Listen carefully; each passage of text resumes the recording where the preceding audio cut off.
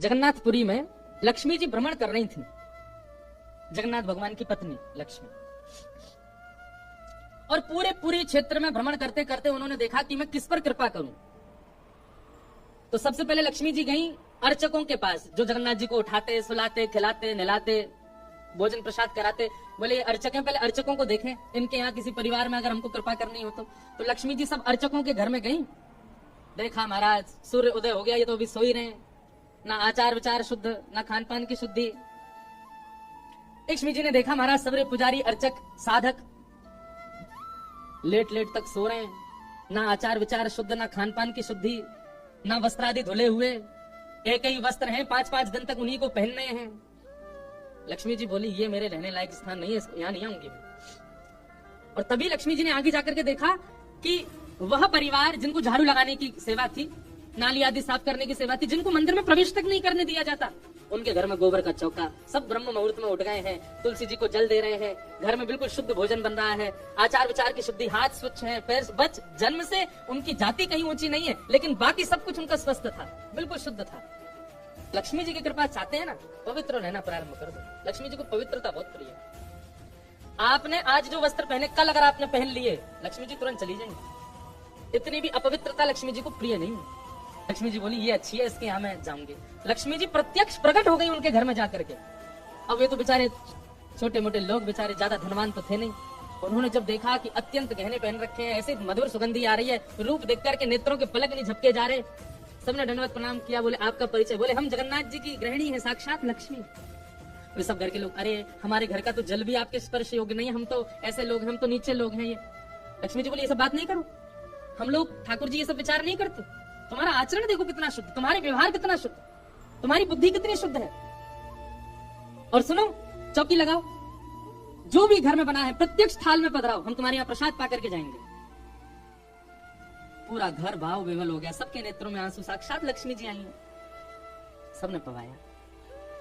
लक्ष्मी जी प्रेम से प्रसाद पा रही थी, तभी जगन्नाथ जी के बगल में ही विराजते हैं सुभद्रा जी, सुभद्रा जी के बगल में विराजते हैं श्री बलराम जी। बलराम जी भ्रमण कर रहे थे पुरी में, भ्रमण करते करते वो घरों में झांक के देख रहे थे क्या हो रहा है। जैसे ही उस घर में झांक के देखा तो श्री लक्ष्मी जी प्रसाद पा रहे हैं।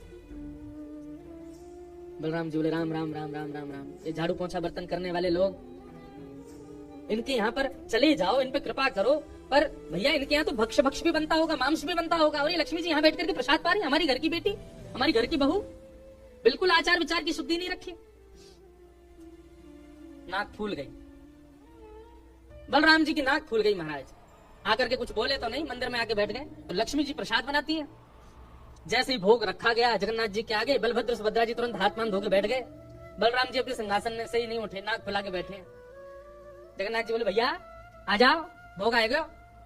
हमें नहीं पाना, तुम लोग पाओ। तो क्यों, क्या हो गया? अब क्या बोले, अब तो सब आचार विचार सब खत्म हो चुका है। परमात्मा होते हुए भी हमारे यहाँ आचार विचार नहीं चल रहा है, तो फिर इंसान क्या आचार विचार का पालन करेगा? जगन्नाथ जी बोले भाई कोई बात पर बुरा मान गए जे, तो इनसे बात करें। जगन्नाथ जी गए, भैया कहा भयो, आप इतने उदास क्यों, इतने नाराज क्यों? सब बात बताई बलराम जी ने। बोले लक्ष्मी जी आज सुबह सुबह एक ऐसे के घर में गई और वहां जाके प्रसाद पा रही थी, बिल्कुल विचार नहीं किया, कहाँ शुद्धता कहाँ अपवित्रता। हम तो इनके हाथ का बना भोजन नहीं करेंगे। अब जगन्नाथ जी बड़ी दुविधा में पड़ गए। यदि पाऊं तो भैया नाराज बैठे, भैया कहेंगे मैं नाराज हूं, इससे को कोई फर्क नहीं पड़ा है, फिर भी पा रहा है। और नहीं पाऊं तो लक्ष्मी जी टेढ़ी टेढ़ी देख रही हैं कि मैंने बनाया, ये पा क्यों नहीं रहे। जगन्नाथ जी बोले लक्ष्मी जी को तो मना लिया जाएगा बाद में, पर ये नहीं माने ना, ये तो शेषनाग है, इनको ज्यादा ही क्रोध आ गया तो जोर से सिर हिला देंगे, प्रलय और हो जाएगा। जगन्नाथ जी ने लक्ष्मी जी से कहा देखो भैया नहीं पा रहे तो हम भी नहीं पाएंगे। लक्ष्मी जी बोले कोई बात नहीं। एक दिन नहीं पाया, दूसरे दिन फिर लक्ष्मी जी ने बनाया, फिर नहीं पाया, तीसरे दिन फिर लक्ष्मी जी ने प्रसाद पधराया, फिर नहीं पाया। तो लक्ष्मी जी बोली भाई कोई बात है तो हमसे बोलो सीधे, ये प्रसाद रोज छोड़ देना, ये कैसा तरीका है आपका नाराज होने का? कहीं बलराम जी बोलते हुए सुन लिए लक्ष्मी जी ने कि भाई इनके हाथ का बना हम नहीं पाएंगे। लक्ष्मी जी ने जाकर के जगन्नाथ जी से कहा देखो संपूर्ण जगन्नाथपुरी में प्रसाद बनाने की सेवा हमारी, और आपके भैया कह रहे हैं कि हमारे हाथ का बना पाएंगे नहीं। जब हमारी सेवा लेनी नहीं तो फिर हम यहाँ क्यों रहे? इसलिए आप हमको आज्ञा दें, अब हम जहां हमारा सुख है हम वहां चले जाते हैं, हम चले जाते हैं श्री क्षेत्र से। जगन्नाथ प्रभु कुछ, अच्छा जगन्नाथ जी को भी लीला करनी है इसलिए वो कुछ नहीं बोले।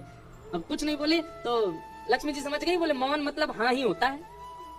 लक्ष्मी जी बोले ठीक है आप लोग शयन करो, रात्रि का समय, बलभद्र सुभद्रा जगन्नाथ जी के कपाट बंद हो गए। लक्ष्मी जी बोली अब हम जा रहे हैं, और मंदिर से श्री लक्ष्मी जी चली गई। प्रातः काल ब्रह्म मुहूर्त का समय हुआ। महाराज जगन्नाथ जी बलराम जी जैसे ही उठे तो क्या पाया, नीचे फर्श पे पड़े थे। कहाँ सोने के सिंहासन पर सोते थे, सोने के बिस्तर पर सोते थे, बढ़िया लत्ता पहन के रहते थे, गले में स्वर्ण की मालाएं, हाथ में स्वर्ण के कड़ूला, पाम में स्वर्ण के कड़ूला आदि सब पहन के सोते थे। लेकिन लक्ष्मी चली गई तो सब चला गया। सवेरे उठे तो फर्श पे पड़े थे। बलराम जी बोले लाला जी कहाँ है वो, हमारे सिंहासन वगैरह कहाँ चले गए। ठाकुर जी बोले लक्ष्मी जी चली गई ना, लक्ष्मी तो मतलब सब होता है। बलराम जी ने अपनी तिजोरी जाकर के खोली, सारे वस्त्र चले गए, आभूषण चले गए, सब आयुध चले गए, फटे पुराने मैले कुचैले बिना धुले महीनों के सालों के वस्त्र पड़े थे। और यही होता है, लक्ष्मी जाती है तो यही रह जाता है। लेकिन बलराम जी भी अपनी पूरी उसमें थे, बोले कि हम भी कुछ नहीं कहेंगे, ठीक है जैसे हैं वैसे रह लेंगे, कोई लक्ष्मी जी के जाने से हम पे फर्क थोड़ी पड़ रहा है। चल लाला भोजन को समय आ गया, प्रसाद पावे। ठाकुर जी बोले कैसे प्रसाद पाएंगे, प्रसाद तो लक्ष्मी बनाती है, लक्ष्मी चली गई खुद ही बनाना पड़ेगा। बोले हाँ हाँ तो हम पे कोई बनावी कमी, हम दोनों मिलके बनाएंगे।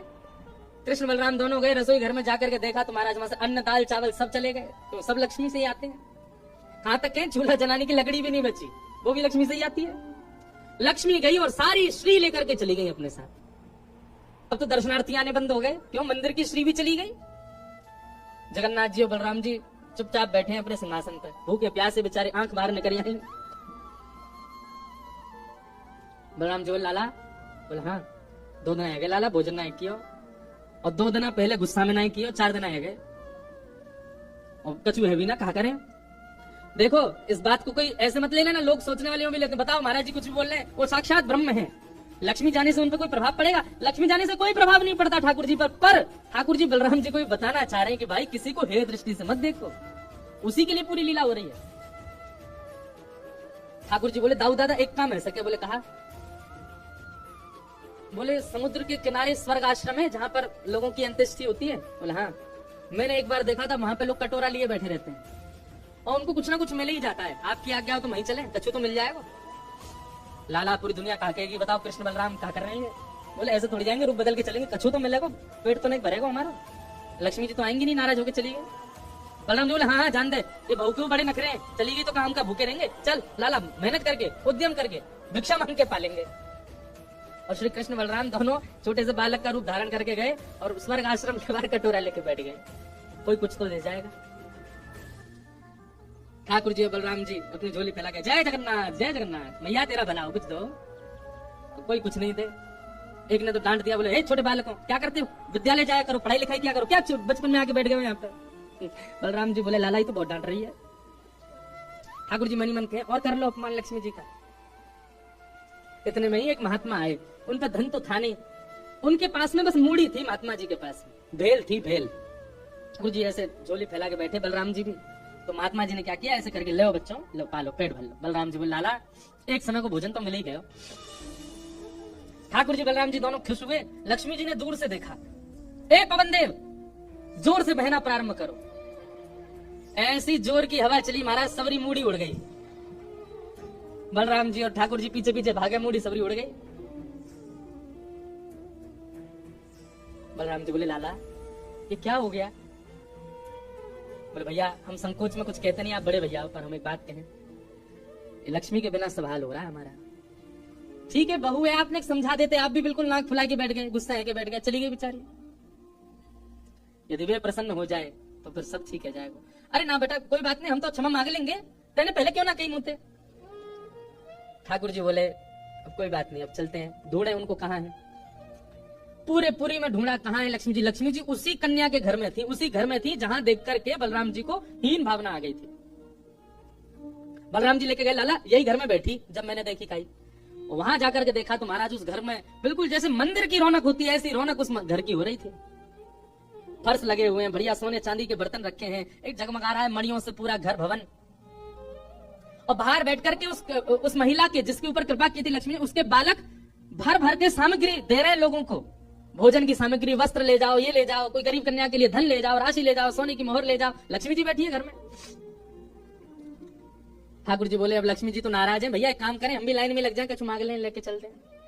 जैसे ही ठाकुर जी और बलराम जी लगे कतार में, भीतर से लक्ष्मी जी को देख के दया आ गई।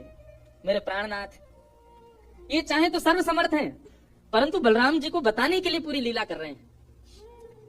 लक्ष्मी जी तुरंत बाहर आई और दोनों को इशारा किया, आप लोग इधर आओ। बलराम जी बोले देख बहुत नाराज मत हो, हम तो गलती है गई, और बस गलती तेरी भी कम नहीं, तो को नहीं जाना चाहिए ऐसी जगह। लक्ष्मी जी बोली दाऊ दादा, ठाकुर जी के लिए सब अलाव है, हमारे लिए इतने बंधन।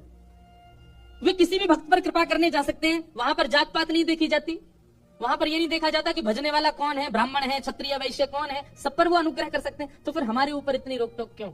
और किसी के जन्मगत व्यवहार से उसका पूरा जीवन नहीं आंकना चाहिए, उसके स्वभाव व्यवहार से देखना चाहिए कि वो है कैसा। कहां आप कहते हैं कि ब्राह्मण सर्वश्रेष्ठ, वो देर देर तक सो के उठ रहे हैं, उनके यहां शुद्धि नहीं, वस्त्र 4-4 दिन तक पहन रहे हैं, एक एक महीना एक ही धोती में निकाल रहे हैं। आप कह रहे हैं कि वो श्रेष्ठ, और ये लोग जो इतनी पवित्रता का ध्यान रखते हैं, इन पर कृपा ना हो। हमारे अनुसार तो जो अपने कर्म से शुद्ध है वो शुद्ध है। बलराम जी और ठाकुर जी दोनों मान गए, जैसे आपकी इच्छा। बोले नहीं, आज के बाद हम आपसे एक नियम चाहते हैं। क्या? बोले श्री जगन्नाथपुरी में नियम कर दीजिए। बोले क्या? जिस महाप्रसाद को ब्राह्मण पाएगा उसी महाप्रसाद को शूद्र भी पाएगा, दोनों को समान फल मिलेगा। और यहां महाप्रसाद का ऐसा नियम रखा जाए कि अगर एक ही पत्तल में दोनों बैठ करके पालें तो दोनों को समान पुण्य प्राप्त होगा। महाप्रसाद पाते ही, अन्य तीर्थों में तो बहुत साधन करने पड़ेंगे, पर पुरी में आकर के कोई एक तन का भी यदि महाप्रसाद का पाले तो उसको सर्व साधनों का फल प्राप्त हो जाए। और किसी भी प्रकार से यह ना देखा जाए कि कौन किस वर्ण का है, वो स्वभाव से शुद्ध होना चाहिए। हम सबको हृदय लगावे। अगर ये सब आपको मंजूर हो तो मैं राजी हूं। राजी हुए, और तब से श्री जगन्नाथपुरी में ये सब नियम नष्ट कर दिए गए। महाप्रभु जी सबके लिए सुलभ हो गए।